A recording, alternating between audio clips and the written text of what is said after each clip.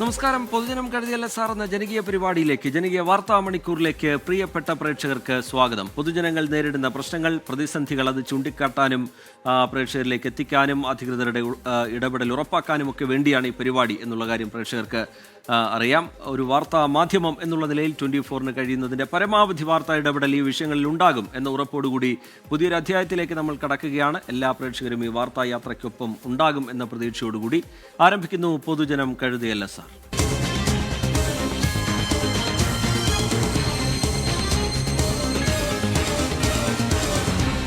പൊതുജനം കഴുതയല്ല സാർ. ഉന്നത വിദ്യാഭ്യാസ മന്ത്രി ആർ ബിന്ദു മാധ്യമങ്ങളെ കാണുന്നു തത്സമയം. അതിന്റെ ഭാഗമായിട്ട് അദ്ദേഹം ഇന്ന് സർവകലാശാലയിലെത്തി. തുടർന്ന് അദ്ദേഹം എന്നെ വന്ന് കണ്ടു. ഇത്തരത്തിലുള്ള ഒരു അന്തരീക്ഷം നമ്മുടെ സർവകലാശാലകൾക്ക് നല്ലതല്ല എന്ന് ഓർമ്മിപ്പിച്ചതിനെ തുടർന്ന് പ്രശ്നം പരിഹരിക്കുന്നതിനുള്ള നടപടികളിലേക്ക് പോകാം എന്ന കാര്യത്തിൽ അഭിപ്രായ ഐക്യത്തിലെത്തുകയാണ് ചെയ്തത്. അദ്ദേഹവും അതിന് തയ്യാറാണ്. അതുപോലെ സിൻഡിക്കേറ്റ് അംഗങ്ങളോടും സംസാരിച്ചു. രണ്ടു കൂട്ടരുടെയും അഭിപ്രായങ്ങൾ കണക്കിലെടുത്തുകൊണ്ടുള്ള ഒരു സമീപനം രൂപപ്പെടുത്തണം. അന്തിമ തീരുമാനമാകുന്ന ഘട്ടത്തിൽ മാധ്യമങ്ങളെയൊക്കെ വിളിച്ച് അറിയിക്കാം. ഇപ്പോൾ സിൻഡിക്കേറ്റ് അടിയന്തരമായി വിളിക്കണം പ്രശ്നപരിഹാരത്തിനായിട്ട് എന്ന കാര്യത്തിൽ ഒരു തീരുമാനമുണ്ട്. അത് അറിയിക്കുകയാണ്. വി സിയും സിൻഡിക്കേറ്റും അതിന് തയ്യാറാണ്. ഏറ്റവും പെട്ടെന്ന് തന്നെ സിൻഡിക്കേറ്റ് വിളിക്കണം എന്നുള്ള നിലയിലുള്ള നിർദ്ദേശമാണ് വി സിക്ക് നൽകിയിട്ടുള്ളത്. അദ്ദേഹം സിൻഡിക്കേറ്റ് വിളിക്കാതെ തർക്കം പരിഹരിക്കാൻ പറ്റില്ലല്ലോ. ഇതിൽ മിനിസ്റ്ററിലെ ഏറ്റവും പ്രധാനപ്പെട്ട കാര്യം ഇതിൽ രജിസ്റ്റർ അനിൽകുമാറിന്റെ സസ്പെൻഷനാണ് ഏറ്റവും നിലവിൽ ഏറ്റവും പ്രധാനപ്പെട്ട പ്രതിസന്ധി. ഇക്കാര്യത്തിൽ സർക്കാരും സിൻഡിക്കേറ്റും ഒരു വശത്തും ബി സി മറുവശത്തുമാണ് വിരുദ്ധമായ നിലപാട് രണ്ടു കൂട്ടർക്കും ഉള്ളത്. എങ്ങനെയാണ് ഈ രജിസ്റ്റർ അനിൽകുമാർ സസ്പെൻഷനുമായി ബന്ധപ്പെട്ടുള്ള പ്രശ്നം എങ്ങനെ പരിഹരിക്കാൻ കഴിയുമെന്നാണ് ഉദ്ദേശിച്ചത്? അത് പരിഹരിക്കാനുള്ള ശ്രമമാണ് നടത്തുന്നത്. രണ്ടു കൂട്ടരായിട്ട് ഒന്നാം ഘട്ട ചർച്ച കഴിഞ്ഞു. ഇനി സിൻഡിക്കേറ്റ് വിളിക്കും മുമ്പ് അതിലൊരു അഭിപ്രായ ഐക്യത്തിലേക്ക് കൊണ്ടുവരാനാണ് പരിശ്രമിക്കുന്നത്. ഫോർമുലയൊന്നും പ്രപ്പോസ് ചെയ്തിട്ടില്ല. അത് ചർച്ചകളിലൂടെ ഉരുത്തിരിഞ്ഞു വരുള്ളൂ. എന്തായാലും ആർക്കും ഇക്കാര്യത്തിൽ ഒരു പ്രയാസം ഇല്ലാത്ത വിധത്തിൽ അത് പരിഹരിക്കാനുള്ള ശ്രമമാണ് ഇപ്പോൾ നടത്തുന്നത്. നമുക്ക് എല്ലാ കാര്യങ്ങളും വ്യവസ്ഥാപിതമായ രീതിയിൽ തന്നെ മുന്നോട്ട് കൊണ്ടുപോകാൻ കഴിഞ്ഞാൽ ഒരു തർക്കത്തിലും ഇടയില്ല. എഴുതി വയ്ക്കപ്പെട്ട നിയമങ്ങളുണ്ട്. ഞാൻ നേരത്തെ തന്നെ എപ്പോഴും പറയാറുണ്ടല്ലോ, നമുക്ക് ആക്റ്റും സ്റ്റാറ്റ്യൂട്ടും ഒക്കെയുള്ള സർവകലാശാലകളാണല്ലോ. അവിടെ ഓരോ പോസ്റ്റിലുള്ളവർക്കും എന്താണ് ഉത്തരവാദിത്തങ്ങൾ, എന്താണ് കടമകൾ, എന്താണ് അവകാശങ്ങൾ എന്നൊക്കെ വ്യക്തമായി നിർവചിച്ചിട്ടുണ്ട്. ആ ഫ്രെയിംവർക്കിനകത്ത് നിന്ന് എല്ലാവരും പ്രവർത്തിച്ചാൽ യാതൊരു വിധത്തിലുള്ള പ്രശ്നങ്ങളും ഉണ്ടാകില്ല. അപ്പോൾ നമുക്ക് ബ്ലാക്ക് ആൻഡ് വൈറ്റിൽ എഴുതി രേഖപ്പെടുത്തപ്പെട്ട ചട്ടങ്ങളും നിയമങ്ങളും ഒക്കെ ഉള്ള നിലയ്ക്ക് അതിനെ ആധാരമാക്കി തന്നെ നമുക്ക് പ്രശ്നങ്ങൾ പരിഹരിക്കാൻ ശ്രമിക്കാം എന്നുള്ളതാണ് പി സിയോടും സിൻഡിക്കേറ്റിനോടും പറഞ്ഞിട്ടുള്ളത്. അല്പം സിൻഡിക്കേറ്റ് മീഡിയ കണ്ടിരുന്നു. അവർ പറഞ്ഞത് രജിസ്ട്രാർ എപ്പോഴും അനിൽകുമാർ തന്നെ എന്നാണ് പ്രതികരിച്ചത്. അതായത് ആ നിലപാടിൽ മുന്നോട്ട് പോയിട്ടില്ല. പിന്നെ എങ്ങനെയാണ് ഒരു സമവായത്തിലേക്ക് പോകാൻ?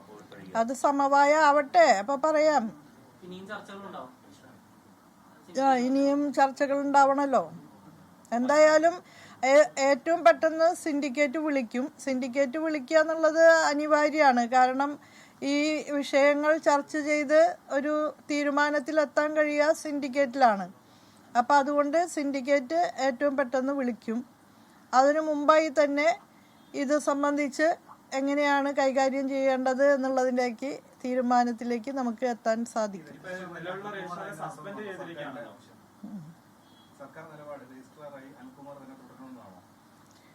അത് ഞാൻ അറിയിക്കാം. സിൻഡിക്കേറ്റ് ചേരുന്നതിന് മുമ്പായിട്ട് ഒരു സമവായ ചർച്ചകൾ ഉണ്ടാകുമോ? സിൻഡിക്കേറ്റ് യോഗം ചേരുന്നതിന് മുമ്പായിട്ടുള്ള സമവായ ചർച്ചകൾ നടക്കുമോ? അങ്ങനെയാണ് ഉദ്ദേശിക്കുന്നത്. സിൻഡിക്കേറ്റ് ചേരുന്നതിന് മുമ്പ് ഇനിയും ചിലപ്പോൾ ചർച്ചയൊക്കെ നടത്തേണ്ടി വന്നേക്കാം. നമുക്ക് പ്രശ്ന പരിഹാരമാണല്ലോ ലക്ഷ്യം. വൈസ് ചാൻസലർ ഏതെങ്കിലും തരത്തിൽ സിൻഡിക്കേറ്റ് യോഗത്തിനോട് അനുഭാവം കാണിച്ചിട്ടുണ്ടോ ആദ്യഘട്ട ചർച്ചയിൽ? അദ്ദേഹം അനുഭാവം തന്നെ കാണിച്ചിട്ടുള്ളൂ. സിൻഡിക്കേറ്റ് വിളിക്കണമെന്ന് അദ്ദേഹത്തിന് അറിയാലോ, നിയമത്തിൽ പറയണതാണല്ലോ.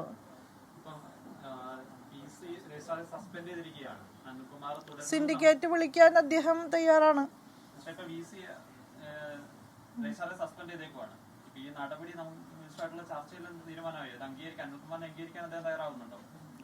അത് സംബന്ധിച്ച് ചർച്ച ചെയ്തു വരികയാണ്. അത് മുഴുവനാകുമ്പോൾ അത് പറയാമെന്ന് ഞാൻ പറഞ്ഞല്ലോ. ഇപ്പം അങ്ങനെ പറയാവുന്ന വിധത്തിലേക്കൊന്നും ആയിട്ടില്ല. ഞാൻ 2 കക്ഷികളോടും സംസാരിച്ചു. അവരുടെ ഉദ്ദേശം എന്താണെന്ന് മനസ്സിലാക്കി, അവരുടെ നിലപാടുകൾ എന്താണെന്ന് മനസ്സിലാക്കി. നിയമത്തിൻ്റെ അടിസ്ഥാനത്തിൽ തന്നെ ഓരോരുത്തർക്കും എത്രത്തോളം ആവാം എന്ന് വളരെ വ്യക്തമായിട്ട് എഴുതി വച്ചിട്ടുണ്ട്. അതിനെ അടിസ്ഥാനപ്പെടുത്തിയേ നമുക്ക് നിൽക്കാൻ സാധിക്കൂ. അതെല്ലാവരും അംഗീകരിച്ചു പോകണം. അതാണ് അതിന്റെ പ്രശ്നം. നിങ്ങൾ വേവലാതിപ്പെടണ്ടാന്നേ. നമുക്ക് ഞാനൊരു ശ്രമം നടത്തല്ലേ, നോക്കാം. താറുമാറായതൊന്നും അങ്ങനെ താറുമാറാനൊന്നും പറ്റില്ല. അതാണല്ലോ VC-യെ വിളിച്ചു വരുത്തിയത്. VC വന്നല്ലോ, 1 മാസമൊന്നും ആയിട്ടില്ല. VC പോയിട്ടാണ് 21 ദിവസം എന്ന് പറയുന്നത്. അദ്ദേഹം വിദേശയാത്രയ്ക്ക് പോവാണ് ചെയ്തത്.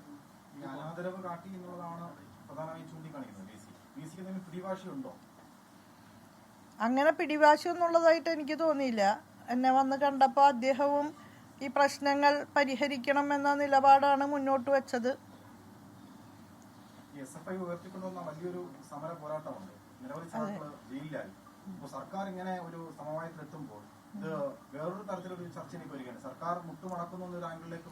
ഇത് സർക്കാർ മുട്ടുമടക്കലൊന്നല്ല. നിങ്ങൾക്ക് പിന്നെ സർവകലാശാല ഇങ്ങനെ കത്തിയരിഞ്ഞ് നിൽക്കണമെന്നായിരിക്കും താല്പര്യം.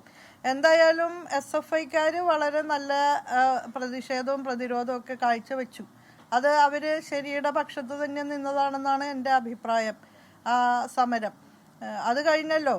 ഇപ്പോൾ നമ്മുടെ സർവകലാശാലയിൽ പഠന പ്രവർത്തനങ്ങൾ സമാധാനപരമായിട്ട് മുന്നോട്ട് പോകണം. അതിന് കഴിയുന്ന അന്തരീക്ഷം ഉണ്ടാവണം.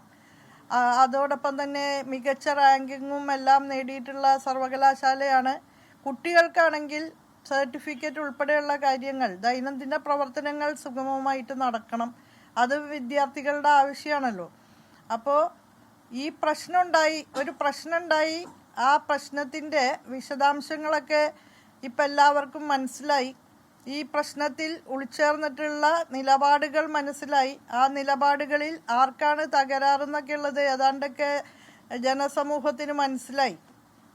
അപ്പോൾ ഇനിയത്തെ ഘട്ടത്തിൽ നമ്മൾ വിദ്യാർത്ഥികളുടെ ഒരു വിശാല താല്പര്യത്തെ മുൻനിർത്തി സമാധാനപരമായിട്ടുള്ള പ്രവർത്തനങ്ങൾ ക്യാമ്പസിൽ നടത്താൻ എന്താണ് ചെയ്യേണ്ടത് എന്നാണ് ഉത്തരവാദപ്പെട്ട ഒരു സർക്കാരിൻ്റെ പ്രതിനിധി എന്നുള്ള നിലയിൽ ഞാൻ നോക്കിയിട്ടുള്ളത്.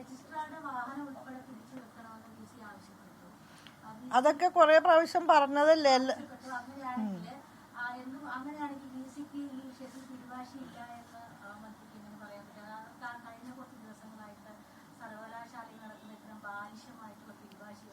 ആ പിടിവാശിയെ കുറിച്ച് ഞാനിപ്പോൾ പറഞ്ഞിട്ടില്ല. കഴിഞ്ഞ ദിവസങ്ങളിലെ പിടിവാശിയെ കുറിച്ചല്ല ഞാൻ പറഞ്ഞത്. എന്നെ കാണാൻ വന്നപ്പോൾ അങ്ങനെ ഒരു പിടിവാശി അദ്ദേഹം പ്രദർശിപ്പിച്ചിട്ടില്ല. കാര്യങ്ങൾ സെറ്റിൽ ചെയ്ത് പോകണം എന്നുള്ള ഒരു സമീപനമാണ് അദ്ദേഹത്തിന്റെ ഭാഗത്തുനിന്ന് ഉണ്ടായത് എന്നുള്ളതാണ്. VC-യുടെ ഈ ഉത്തരവ് സിൻഡിക്കേറ്റ് അംഗങ്ങൾ ഇനിയിപ്പോൾ അത് അംഗീകരിക്കുമോ? എങ്ങനെയാണ് മിനിസ്റ്ററുമായിട്ടുള്ള ചർച്ച? അവർ എന്ത് അഭിപ്രായമാണ് മുന്നോട്ട് വെച്ച ഇക്കാര്യത്തിൽ?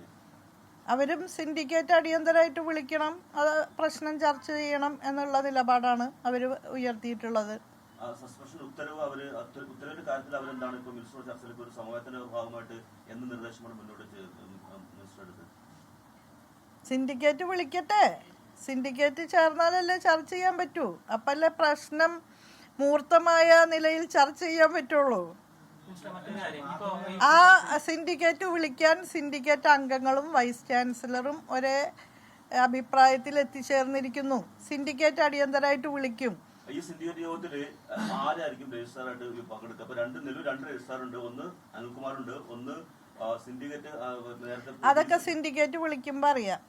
ഈ രണ്ടിലും ആരായിരിക്കും പങ്കെടുക്കുന്നത്? അതൊക്കെ ഇപ്പൊ തന്നെ എല്ലാരോടും വിളിച്ചു കൂടണമെന്നില്ലല്ലോ. അത് സുതാര്യതയൊന്നും ആവശ്യമില്ല. അതിന് നടപടിക്രമങ്ങളിൽ നിയമം പാലിച്ചു പോയാൽ മതി. അതായത് ഞാനല്ല അത് പറയേണ്ടത്, രജിസ്ട്രാറിന്റെ ചുമതല ആരായിരിക്കണം എന്നൊക്കെ ആരാണ് തീരുമാനിക്കേണ്ടത്? ആ അതോറിറ്റിയാണ് തീരുമാനിക്കുക. ഇപ്പോൾ 1800 സർട്ടിഫിക്കറ്റിൽ നിന്ന് ഒപ്പിട്ടു എന്നാണ് VC പറഞ്ഞത്. ഇപ്പോൾ മിനി കാപ്പൻ പുറപ്പെടുവിക്കുന്ന ഉത്തരവുകളെല്ലാം വ്യാജമാണെന്നാണ് സിൻഡിക്കേറ്റ് തീരുമാനമെടുത്തിരിക്കുന്നത്. ഇപ്പോൾ ചർച്ചകൾ നടന്നുകൊണ്ടിരിക്കണുള്ളൂ. അതിന്റെ ഒന്നാമത്തെ ഫേസേ ആയിട്ടുള്ളൂ. അല്ല, ഇതുവരെ കേരള സർവകലാശാലയിലെ തർക്കങ്ങൾ, വിവാദങ്ങൾ അത് സർവകലാശാലയ്ക്ക് ദോഷകരമായി ബാധിക്കുന്നു എന്ന വിലയിരുത്തൽ, അതുപോലെ വിദ്യാർത്ഥികളുടെ ഭാവി അത് പ്രതിസന്ധിയിലാക്കുന്നു എന്ന വിലയിരുത്തലിന്റെ അടിസ്ഥാനത്തിൽ ഒരു സമവായത്തിന് സർക്കാർ തന്നെ മുൻകൈ എടുക്കുന്നുണ്ട്. സിൻഡിക്കേറ്റ് വിളിക്കാനുള്ള തീരുമാനത്തിലേക്ക് കാര്യങ്ങൾ എത്തുന്നുണ്ട്. പക്ഷേ സിൻഡിക്കേറ്റിൽ ഈ രജിസ്ട്രാറുടെ സസ്പെൻഷൻ നടപടിയിലടക്കം എന്ത് തീരുമാനങ്ങളാണ് തുടർന്നുണ്ടാവുക എന്നുള്ളതാണ് പ്രധാനം. ചെളിക്കുളം താണ്ടി ചികിത്സ തേടേണ്ട അവസ്ഥയിലാണ് കോഴിക്കോട് ബീച്ച് ജനറൽ ആശുപത്രിയിലെത്തുന്ന രോഗികൾ. ആശുപത്രി കോമ്പൗണ്ടിനകത്ത് റോഡ് പൂർണ്ണമായും തകർന്ന് യാത്ര ചെയ്യാൻ പോലും കഴിയാത്ത അവസ്ഥയിലാണ്. എന്നാൽ പ്രശ്നം പരിഹരിക്കാൻ ചർച്ചകൾ ഊർജിതമാക്കിയെന്നാണ് ആശുപത്രി അധികൃതർ പറയുന്നത്. കോഴിക്കോട് മെഡിക്കൽ കോളേജ് ആശുപത്രി കഴിഞ്ഞാൽ ജില്ലയിൽ ഏറ്റവും കൂടുതൽ രോഗികളെത്തുന്ന സ്ഥലമാണ് ബീച്ച് ജനറൽ ആശുപത്രി. ആ ആശുപത്രിക്കുള്ളിലെ റോഡാണ് പൊട്ടിപ്പൊളിഞ്ഞ് ഒട്ടും യാത്ര ചെയ്യാൻ പോലും കഴിയാത്ത അവസ്ഥയിലുള്ളത്.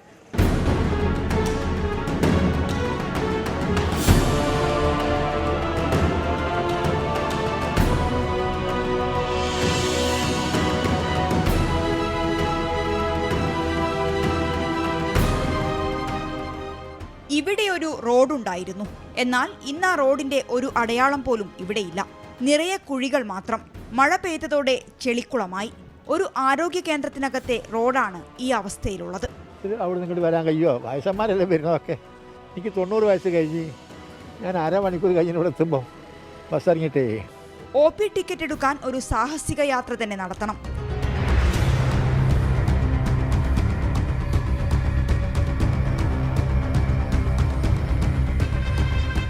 വാഹനങ്ങൾ കടന്നുപോകുന്നതും ഏറെ പണിപ്പെട്ട്.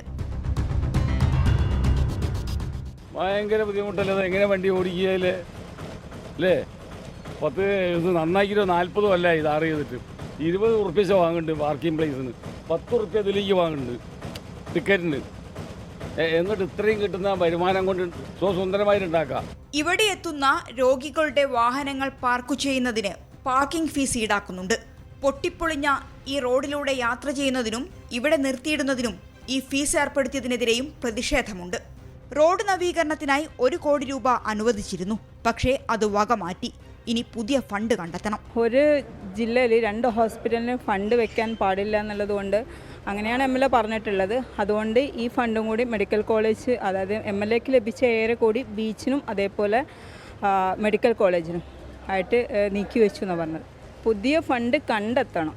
അപ്പോൾ 7 വർഷത്തോളമായിട്ട് ഈ ഒരു പ്രശ്നമായിട്ട്, അതായത് ഓരോ വർഷം തോറും കുഴിയുടെ ആഴവും വീതിയും കൂടാന്നല്ലാണ്ട് ഇപ്പോൾ സത്യം പറയുകയാണെങ്കിൽ ആ ഭാഗത്തൊന്നും റോഡില്ല. നിങ്ങളൊക്കെ കണ്ടതായിരിക്കും. പാച്ച് വർക്ക് എന്നുള്ള ഒരു ഓപ്ഷൻ ഞാൻ പറഞ്ഞിട്ടുണ്ടായിരുന്നു. പക്ഷേ പാച്ച് വർക്ക് ചെയ്യണമെങ്കിൽ റോഡ് നിലവിലില്ല. റോഡില്ലാത്ത സ്ഥലത്ത് പാച്ച് വർക്കും ചെയ്യാൻ കഴിയില്ല. എന്നാൽ റോഡ് നന്നാക്കാൻ ഫണ്ട് കണ്ടെത്താനുള്ള ചർച്ച നടക്കുകയാണെന്നാണ് ആശുപത്രി അധികൃതർ പറയുന്നത്. അതേസമയം റോഡിന്റെ ശോചനീയാവസ്ഥ പരിഹരിക്കാത്തതിനെതിരെ പ്രതിഷേധവുമായി നാഷണൽ ജനതാദൾ പ്രവർത്തകരെത്തി. കുഴിയിൽ ഞാറു നടാൻ ഞാറുമായി എത്തിയ പ്രവർത്തകരെ പോലീസ് തടഞ്ഞു. രോഗം തന്നെ ഒരു ദുരിതമാണ്. ആ ദുരിതത്തിന് ചികിത്സ തേടിയാണ് പാവപ്പെട്ട രോഗികൾ ഞാനിപ്പോഴുള്ള ബീച്ച് ജനറൽ ആശുപത്രിയിലെത്തുന്നത്. അവിടെയാണ് അവർക്ക് വീണ്ടും പ്രയാസം നേരിടേണ്ടി വരുന്നത്. ഈ പ്രയാസം അധികൃതർക്ക് മുന്നിലേക്ക് ഞങ്ങൾ വെക്കുന്നു. നടപടി വൈകിക്കൂടാ. അനൂപിനൊപ്പം മിഥില ബാലൻ, 24 കോഴിക്കോട്. പൊതുജനം കഴുതയല്ല സാർ. സാധാരണക്കാരായ ഒരുപാട് മനുഷ്യർ രോഗികൾ ആശ്രയിക്കുന്ന ആശുപത്രിയാണ്. സർക്കാരിന്റെ ഭാഗത്ത് നിന്ന് ഇടപെടൽ ഉണ്ടാകും എന്ന പ്രതീക്ഷയോടുകൂടി അടുത്ത റിപ്പോർട്ടിലേക്ക് നമ്മൾ കടക്കുകയാണ്. വയനാട് പനമരം, നെല്ലിയമ്പം, മണൽവയൽ, പുഞ്ചവയൽ മേഖലയിൽ ഭീതി പരത്തി കാട്ടാനകൾ. തോട്ടത്തിൽ തമ്പടിച്ച കാട്ടാനകളെ ഏറെ നേരത്തെ പരിശ്രമത്തിനൊടുവിൽ വനംവകുപ്പ് ഉദ്യോഗസ്ഥർ ജനവാസ കേന്ദ്രത്തിൽ നിന്ന് ഒഴിപ്പിച്ചു. റിപ്പോർട്ട് കാണാം, ദൃശ്യങ്ങൾ. ഏതാനും ദിവസങ്ങളായി പുഞ്ചവയൽ, മണൽവയൽ, നെല്ലിയമ്പം മേഖലയിൽ കാട്ടാനകളുടെ ശല്യമുണ്ട്. ഇന്ന് 3 കാട്ടാനകളാണ് വലിയ രീതിയിൽ നാട്ടിൽ പ്രതിസന്ധി സൃഷ്ടിച്ചത്. കഴിഞ്ഞ ഒരാഴ്ചയായി നെല്ലിയമ്പം മേഖലയിൽ കാട്ടാനകളുടെ സ്ഥിരം സാന്നിധ്യമുണ്ട്. ഇന്നലെ 5 ആനകളായിരുന്നു ഉണ്ടായിരുന്നത്. 2 എണ്ണം കാട് കയറിപ്പോയി. 3 കാട്ടാനകൾ തോട്ടത്തിൽ നിലയുറപ്പിച്ചു. ഇന്ന് രാവിലെ തുടങ്ങിയ ഓപ്പറേഷനാണ്, ഇപ്പോഴാണ് പൂർണ്ണമായും സക്സസ് ആയത്. തിരിച്ചു വരാതിരിക്കാനുള്ള ശ്രമങ്ങൾ നമ്മൾ നടത്തും. പക്ഷേ ആനകൾ ഇനിയും തിരിച്ചു വന്നേക്കാം. അപ്പം പിന്നെയും ഇതേപോലുള്ള ഓപ്പറേഷനുകൾ നടത്തേണ്ടതായി വന്നേക്കാം. ഫോറസ്റ്റും അതുപോലെ തന്നെ വലിയ തോട്ടങ്ങളും ഒരേമാതിരി കിടക്കുകയാണ്. ഈ സീസൺ സമയം ഈ മഴക്കാലമായി കഴിഞ്ഞാൽ ആനൻ്റെ ശല്യം ഇന്നോ ഇന്നലെയോ തുടങ്ങിയതല്ല, വർഷങ്ങൾക്ക് മുമ്പ് പഴക്കമുള്ളതാണ്. ഫെൻസിങ് സംവിധാനങ്ങളൊക്കെ കുറേ പോയി കിടക്കുകയാണ്. ഇന്ന് വരും നാളെ വരും എന്ന് പറയുന്നുണ്ട്. അതിനെപ്പറ്റി ഒരു തീരുമാനമില്ല. ഇന്നലെ മുതൽ വനം വകുപ്പ് ഉദ്യോഗസ്ഥരുടെ നിരീക്ഷണത്തിലായിരുന്നു കാട്ടാനകൾ. ഉച്ചയോടെ ഇവയെ തുരത്തുന്ന ദൗത്യം തുടങ്ങി.